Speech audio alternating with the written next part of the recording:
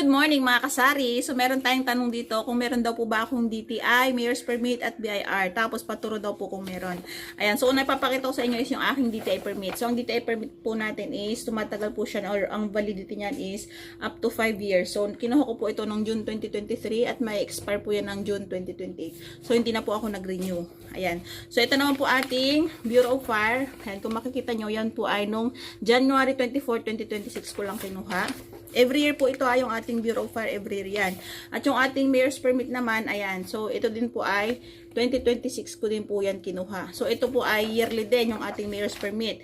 Tuwing January, yan po yung renewhan ng mga Mayor's Permit. Kasama na natin dyan yung ating Barangay Permit. Asan yung aking Barangay Permit? So, hindi, kasama na yon. Bago ang lahat, bago kumuha ng Mayor's Permit mo, ng DTI mo, ng Bureau of Fire, yun po muna yung kukunin mong una. Yung ating barangay business permit.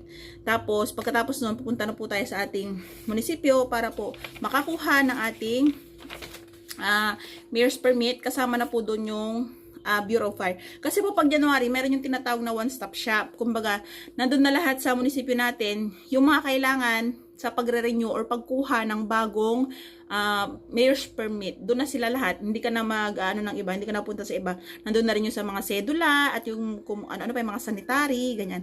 Tapos may nagtanong din sa akin dito kung kumuha daw po ba ako ng yung bayad baga sa alak tsaka sigarilyo. Kasama na po yun doon sa Mayor's Permit. Kung makikita nyo dyan sa Mayor's Permit natin, asan na wala. Naka-itemize doon yung babayaran mo kung katulad yan sa liquor tsaka sa yun nga yung mga inumin, nandun na yung mga bayarin lahat. Hindi na siya isa-isa, kumbaga nakakumpile na lahat doon yung babayaran natin doon sa Mayor's Permit natin. Tapos po yung sa DTI pala nung 2023, inuna ko pa pala yun bago ako magpunta ng munisipyo para doon sa aking Mayor's Permit tsaka sa Bureau of Fire. Nauna muna akong kumuha ng DTI kasi requirement yun. Yun ang unang requirement or mga requirements para makakuha ka ng Mayor's Permit. Yun nga po yung ating barangay business permit, tapos yung ating DTI, hahanapin yun. Kaya kailangan, bago kayo magpunta doon sa munisipyo ninyo, dapat po meron na po kayong DTI. Tapos ang DTI is around nasa 250 ating binayaran ko rin dati, 2023. Pero ngayon, hindi ko alam kung magkano na. At saka online na ngayon, kaya mas madali. Dati kasi, pumunta pa ako doon sa Tiwi. Kasi dito sa amin sa Malinaw, wala pong kuhaan ng DTI dito. Doon pa po sa Tiwi yan. Tapos, doon sa nagtatanong din kung kailangan po bang meron tayong permit sa tindahan natin.